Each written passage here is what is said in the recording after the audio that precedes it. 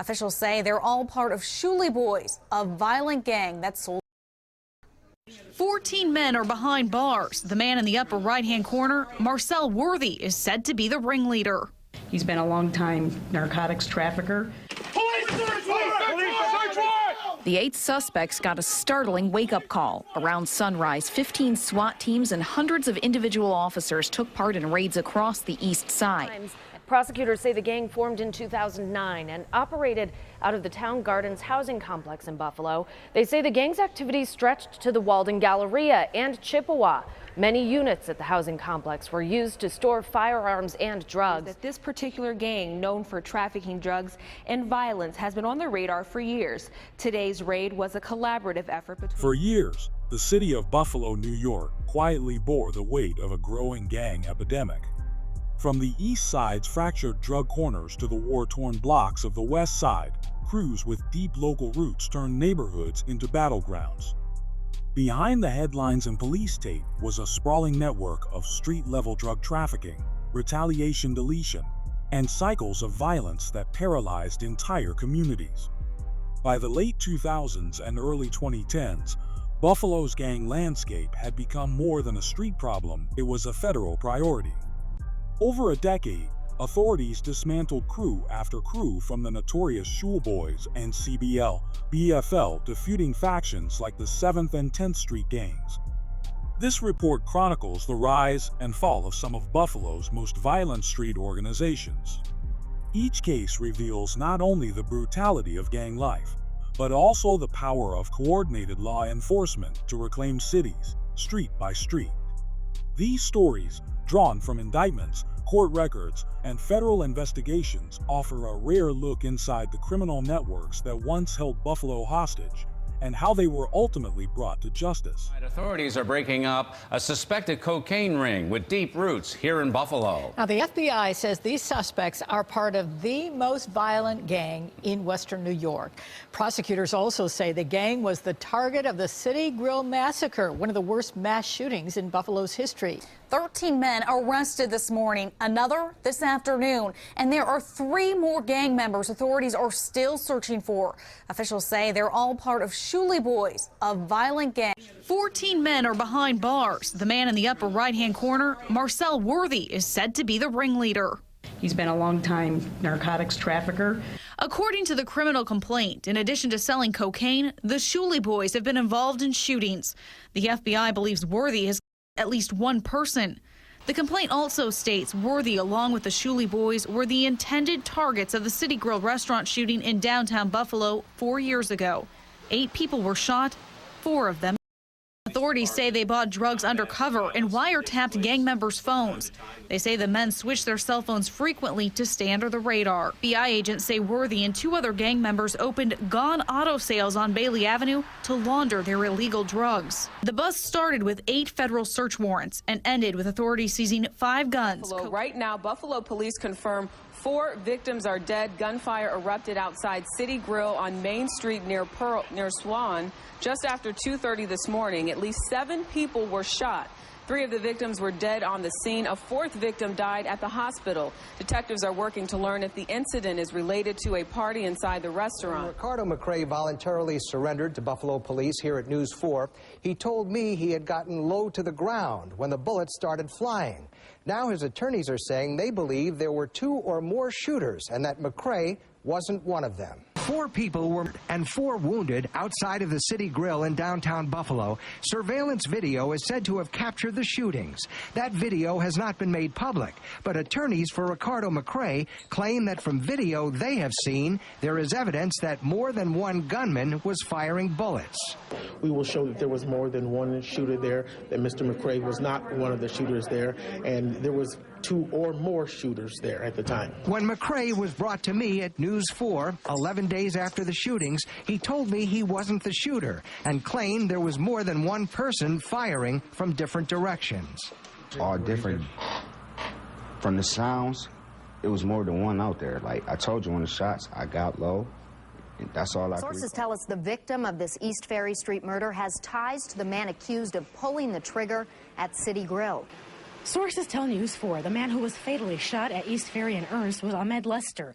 We're also told he's Ricardo McRae's cousin, the main suspect in the mass shootings outside City Grill, and that Lester was the one who drove McRae back from North Carolina to surrender. He said he was in Buffalo the whole time, of course. Bishop Harry Davis says that's the conversation he had with McRae when he and Darnell Jackson picked him up before bringing him to News 4. In an exclusive interview with senior correspondent Rich Newberg, McRae said he did not know police were looking for him. Do you know what caused the shooting? If I know what caused the shooter, I would tell y'all. That's why I said, that's why I come down here, because they say they looking for me, and that's why I'm coming down here to explain. Like, you know, tonight what happened. Like I told you, if I knew, I would tell you. On the east side of Buffalo, the Shuele Boys gang carved out a brutal reputation as one of the city's most dangerous criminal organizations. Based in the Grider neighborhood near Schuele Street, the crew ran a violent drug trafficking operation that pushed cocaine, crack, and marijuana across the region. Their business was enforced through fear, with shootings and homicides used to silence rivals and settle scores. One of the most notorious incidents tied to the gang occurred in August 2012.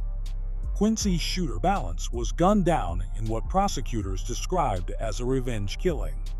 The Shuele Boys believed Balance had deleted one of their own just days earlier.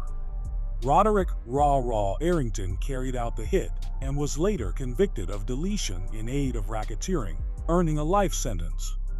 The result, 28 members and associates of the Shuele Boys were charged and convicted. Investigators dismantled the gang's entire drug operation, which relied on a Texas pipeline to move large quantities of drugs into Buffalo. Among the last to face justice was Aaron "Boog" Hicks, who served as the gang's key link to their Texan supplier. Hicks wasn't just a middleman, he was actively involved in plotting retaliatory hits alongside Arrington. In February 2019, Hicks was sentenced to 30 years in prison for racketeering and drug conspiracy, bringing the case to a close. Tonight, a major development in the fight against gang violence here in the Queen City. 10 members of a Buffalo-based gang now behind bars, indicted on drug and weapons charges. Within the last hour, one associate of the L.R.G.P gang surrendered, turning himself in to federal agents. This after 9 members were arrested in an early morning raid on the city's east side. Federal agents tell 7 Eyewitness News that this particular gang, known for trafficking drugs and violence, has been on the radar for years. Elsewhere tonight, the FBI and Buffalo police rounded up more than a dozen suspected drug traffickers in Buffalo today. News 4's Ed Dranch has the latest now from the U.S. Attorney. The FBI and Buffalo police stood guard outside this building on Memorial Drive after an early morning raid rounding up more than 20 suspected drug traffickers and gang members. Buffalo Police Commissioner Daniel Dorenda calls them the worst of the worst. As part of an organized takedown, police stormed this West Avenue house where they say Dwayne Gray Jr., the leader of the L.R.G.P gang, was arrested. This was the end of an investigation that started in August of 2011. Law enforcement says most of the drug dealing was done out of this house. You can see it's all boarded up. The fact is, it's also right next door to a school. U.S. Attorney Bill Hochul says Gray was working with a number of others trafficking drugs through the city of Buffalo. Hochul noted what happens in the city has far-reaching effects outside in the suburbs. He says wiretaps were used in 2 instances to gather evidence. In a dense cluster of streets on Buffalo's east side, Lombard, Rother, Gibson, and Playter, a gang emerged in the late 2000s that would soon become one of the most feared in the city. Known as L.R.G.P, the gang took its name from those very streets and built a brutal drug operation that operated with a mixture of strategy, intimidation, and lethal violence. At the heart of their empire were neighborhood trap houses, including one on Sobieski Street, run by gang leader Dwayne Gray. These locations serve as hubs for drug sales, gun storage, and enforcement orders. But the gang's reign reached a boiling point in April 2011, when Gray's brother, Alonzo Scott, was gunned down allegedly by a rival from the Cold Springs gang. What followed was a textbook case of gangland retaliation, one that would eventually help dismantle the entire LRGP network. Believing that Amir Chambers, an associate of Cold Springs, was behind Scott's demise, the gang plotted revenge. First, Fred Keys, one of LRGP's enforcers, and associate Alexis Mills tried to poison Chambers. When that failed, they turned to the deletion. On April 20, 2011, Mills lured Chambers to his front door, and Keys shot him point-blank in the head. According to federal documents, Mills even kicked the dying man's body to ensure he was dead, while Keys coldly dialed 911 to report the crime. By 2013, a coordinated FBI-led investigation had flipped the script on L.R.G.P. What followed was one of the largest gang takedowns in Buffalo history. A total of 19 members and associates were convicted on charges including racketeering conspiracy, narcotics distribution, and deletion.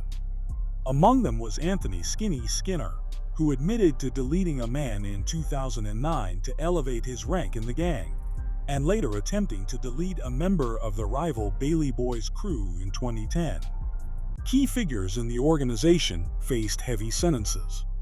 Dwayne Gray, the gang's leader, was sentenced in 2016 to over 15 years in federal prison. Fred Keys, the gunman in the Chambers deletion, received 30 years, while Alexis Mills was sentenced to more than 18 years for her role in the plot. Operating along the Camp Street corridor near Jefferson and Genesee on Buffalo's east side, the Camp Street Boys carved out a name for themselves as a street-level drug crew with a steady grip on neighborhood sales. Like many of Buffalo's localized gangs, they used violence and intimidation to protect their turf, and their presence became a familiar concern for both law enforcement and local residents. Federal agents cracked down on what is described as one of the most violent gangs on Buffalo's east side this morning. The 8 suspects got a startling wake-up call. Around sunrise, 15 SWAT teams and hundreds of individual officers took part in raids across the east side. At this Genesee Street clothing store, they used a blowtorch to blast away the lock. And at a barber shop down the street, the front door was blown completely off. The DEA, FBI, and Buffalo police had been doing surveillance on the Camp Street Boys ring for weeks. According to an indictment, 44-year-old Anthony Avery, 42-year-old Linda Johnson, and 31-year-old Tyree Bishop would buy from Ohio and Michigan and have it shipped to Buffalo for distribution. Avery, the indictment alleges, then delivered the cocaine to Camp Street gang members for them to sell. In June 2011, that presence came under fire. A multi-agency raid resulted in the arrest of 11 members of the Camp Street Boys, including alleged ringleader Tramail McGee, then 30 years old. Federal prosecutors tied McGee to a drug distribution ring operating out of the Jefferson and Genesee area, a known hub for narcotics trafficking at the time.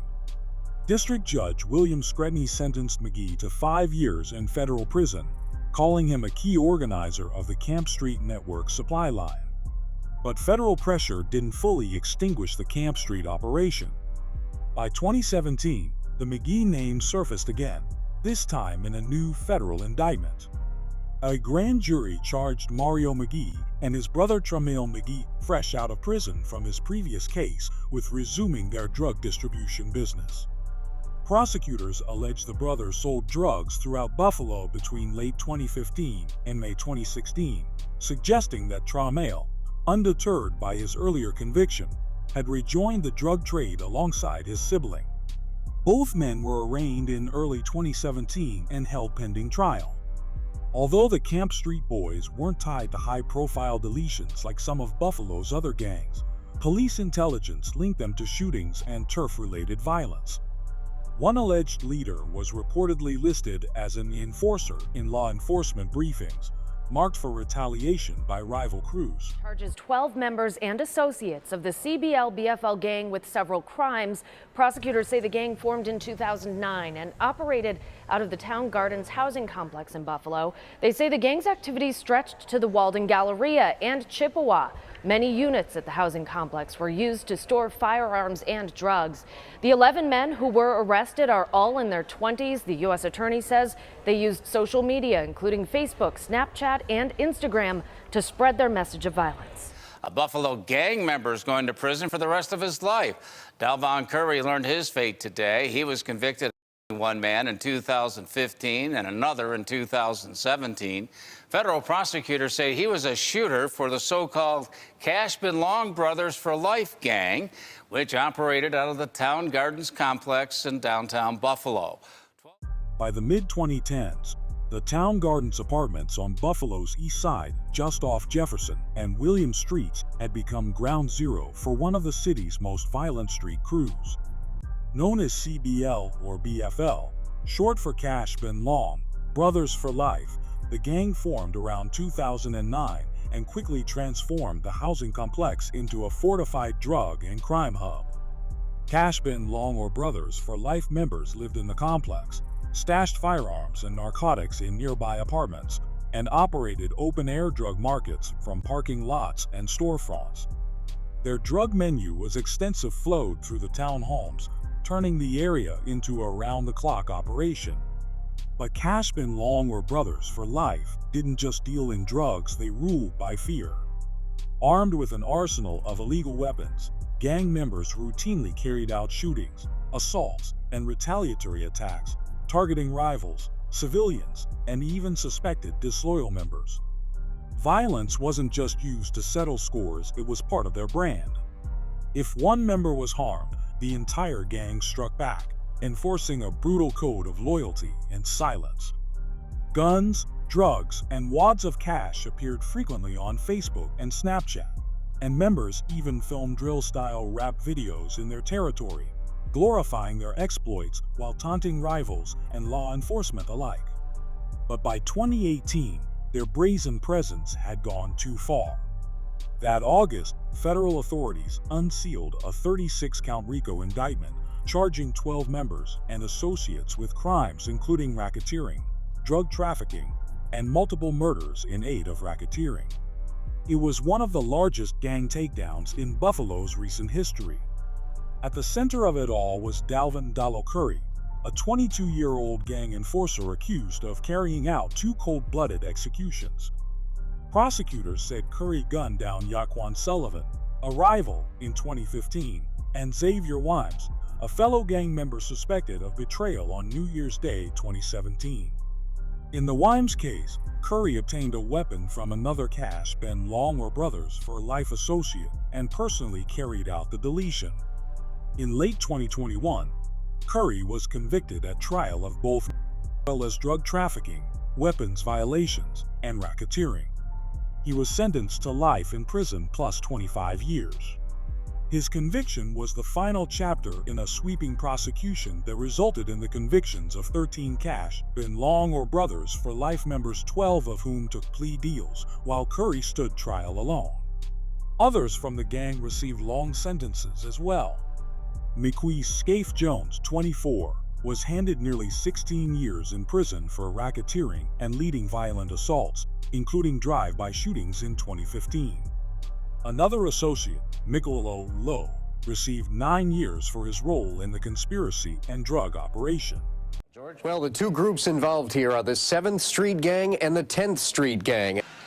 Of Eric Morrow last August on Auburn Street could send 4 members of the 7th Street Gang to prison for life, or even qualify as a death penalty case. Efren Hidalgo and Esteban Ramos Cruz are still on the loose, but early morning raids at this home on Gallatin Street in Black Rock and Niagara and Hamilton Streets resulted in some of the 8 arrests today involving drug and gang-related crime, stretching from the Lower West Side all the way up to Riverside. I don't want to live here anymore. Fear and frustration in the city scarred by rising violence. Tonight, Buffalo cracks down on suspected members of a notorious gang. Well, the 10th Street Gang has been notorious on Buffalo's west side. Police say their leaders are now in jail, but it still didn't stop today's gunfire on their turf. Just before 10 this morning, about 8 shots rang out on 19th Street near West Ferry. The workers inside La Nova Pizzeria could see people running from the scene.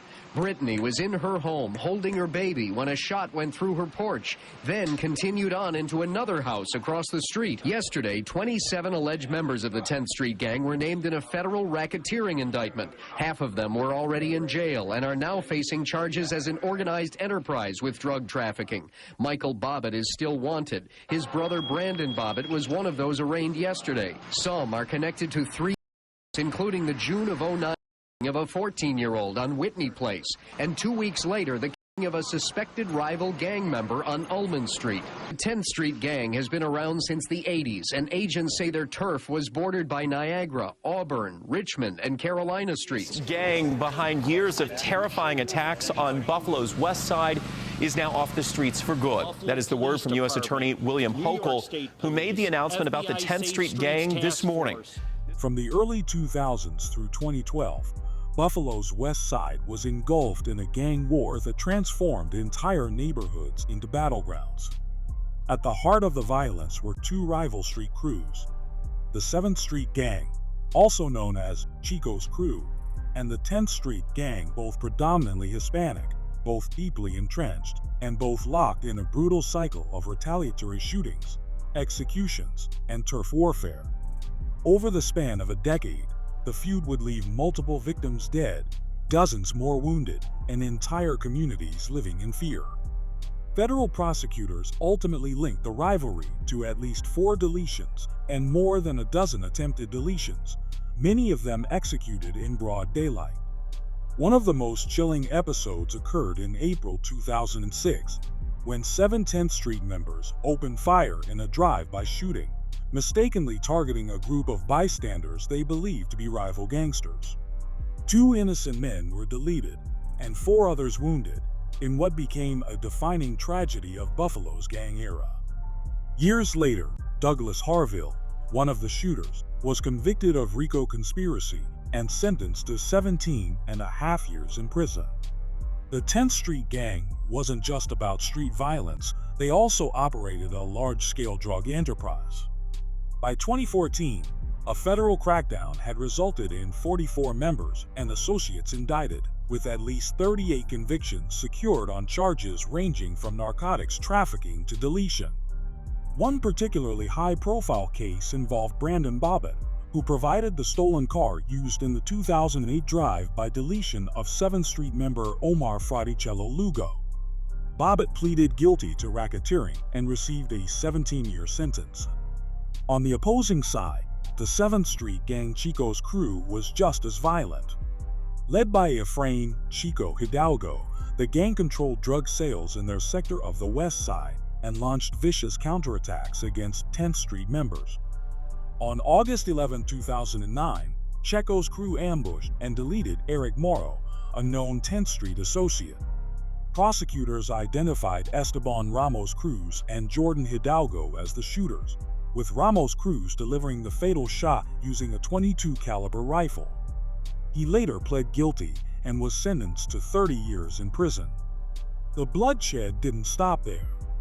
In a shocking revelation, federal investigators uncovered that the 2004 double deletion of Nelson and Miguel Camacho, originally blamed on an innocent man, was actually carried out by members of Chico's Crew. Another victim, Virgil Page, was also deleted in 2010 in a separate gang-related execution. Altogether, Efrain Hidalgo confessed to orchestrating or participating in 4 deletions and 7 attempted murders as part of the gang war. By 2016, 18 members of the 7th Street Gang had been indicted and convicted on RICO and violent crime charges. Efrain Chico Hidalgo himself pled guilty to conspiracy and was sentenced to 27.5 years in federal prison. With the parallel takedown of the 10th Street Gang, whose leadership, including Melvin Stubb Medina, Matthew Daines, and Hector Love Rodriguez, also received lengthy prison terms, the decade-long war was finally brought to an end. The dismantling of Buffalo's most violent gangs was not just a string of arrests, it was a generational shift in how street violence was confronted and dismantled. Belong to the Bailey Boys, an East Side gang with a violent past. That over about a 10-month period of time in 2011, members of the Bailey Boys committed no less than 8 attempted murders. The 24-count indictment not only accuses Tyrone Brown of being in the Bailey Boys gang, but also of shooting Harold McCain in January of 2011. The indictment also connects Brown to the 2011 shooting death of Kevin Wilkins. Both were in the area the Bailey Boys fought to control. Transit Police Chief George Gast also announced the gang is connected to a January 2012 shooting. One man fired at this NFTA bus at the corner of Bailey and Kensington. It was all caught on city surveillance cameras. This was not a random shooting, that the individual on the street was actually targeting a passenger on the bus. Throughout the late 2000s and early 2010s, Buffalo's University District and East Side witnessed a surge in violent gang activity none more feared during that era than the Bailey Boys. Operating in a stretch of the city bordered by Winspear Avenue, the Kensington Expressway, Eggert Road, and Main Street, the Bailey Boys built their name on a legacy of violence, armed drug trafficking, and ruthless turf control. Federal prosecutors later described the Bailey Boys as a violent criminal gang responsible for everything from armed robberies and assaults to drive-by shootings and murders. Their grip on street-level drug sales was secured through firepower. Members patrolled their territory with illegal firearms, launching retaliatory attacks against rivals and those who crossed them. One of the most pivotal blows to the gang came in 2018, when a federal jury convicted Kenneth Petway Jr., a 34-year-old gang leader, on a series of major drug and weapons charges. Evidence presented at trial revealed Petway's role as both supplier and strategist. He distributed narcotics to fellow gang members and armed them with guns for use in defending turf and executing violent assaults. Petway's own actions helped build the government's case. Prosecutors entered into evidence a self-produced rap video titled "Picked Up in a Raid," in which Petway bragged about selling drugs and silencing snitches. It wasn't just music, it was a confession set to a beat. In October 2018, Judge Thomas McAvoy sentenced Petway to 40 years in federal prison, calling it a decisive moment in the broader crackdown. The Bailey Boys left a brutal legacy. On February 9, 2012, two gang members attempted a drug-related robbery of a man named Fred Rozier. When Rozier resisted, Raymond Whedon shot and met his demise in cold blood. Whedon would later plead guilty to deletion in 2018, and his accomplice, Rayshad Washington, was convicted earlier. Their violence was brazen. Members fired into crowded neighborhood parties, executed drive-bys, and carried out public shootouts that turned residential streets into war zones. By 2013, federal indictments had formally linked the Bailey Boys to 3 deletions and 6 non-fatal shootings, among a long list of other offenses. Tucked within the historic streets of Buffalo's East Side, the Fruit Belt neighborhood carries deep cultural roots, but in recent years, it has also been a battleground in a violent gang feud. At the center of the conflict, the Fruit Belt Posse, a local gang linked to a string of shootings, armed confrontations, and drug trafficking that drew the attention of federal investigators. Since 2019, the FBI's Safe Streets Task Force and Buffalo Police Department have zeroed in on the Fruit Belt Posse, identifying its involvement in narcotics distribution and illegal firearms possession. Tensions exploded in the summer of 2020, when a feud between the Fruit Belt crew and rival Central Park gang escalated into deadly violence. On July 1, 2020, CPG member Sheriff Jackson was gunned down near a high school, an act investigators believe was a targeted deletion by Fruit Belt gang members. Just 3 days later, the streets retaliated. On July 4th, 2 Fruit Belt associates, Antwain Parker and Michael Woods, were shot on Sycamore Avenue in a suspected act of revenge. Despite taking a bullet to the head, Woods managed to drive himself to the hospital, discarding a handgun en route. That weapon, later recovered by police, was believed to have played a role in the ongoing gang war. Both men were already convicted felons, and their possession of firearms was a federal offense. Arrested shortly after the shooting, they each pleaded guilty to being felons in possession of firearms. During their plea hearings, prosecutors painted a chilling picture of the Fruit Belt Posse's activity. Members flaunted guns on social media, stalked rivals at funerals, and treated Buffalo's neighborhoods like combat zones. In January 2022, Michael Woods was sentenced to 88 months in federal prison. Parker faced a similar outcome. Their arrests were part of a broader federal initiative to disrupt what authorities called a cycle of criminality and violence gripping Buffalo's east side. The crackdown extended beyond city borders. In 2019, law enforcement agents tracked down two more reputed Belt Posse members, Earl Stone and Shuele Coleman, hiding out in Jamestown, New York. Both were arrested on violent parole violations, sending a message that even outside city limits, there would be no refuge for those connected to the gang's reign of violence. From neighborhood trap houses turned drug hubs to chilling retaliatory deletion carried out in broad daylight, these gangs left a deep scar on the communities they controlled. But through decade-long investigations, federal partnerships, and targeted indictments, law enforcement delivered a clear and lasting message: no gang is untouchable. The fall of crews like the Shuele Boys, L.R.G.P, Camp Street Boys, and CBL or BFL restored a sense of safety to once terrified neighborhoods. Meanwhile, the takedown of the 7th and 10th Street gangs marked the end of a blood feud that had terrorized Buffalo's west side for years. And yet, the work is not done. As new cliques and younger members attempt to fill the void left by fallen leaders, Buffalo's law enforcement and community partners remain vigilant. The story of Buffalo's gang crisis is not just one of violence, but of resilience, of federal commitment, and of a city's slow but determined reclaiming of its streets.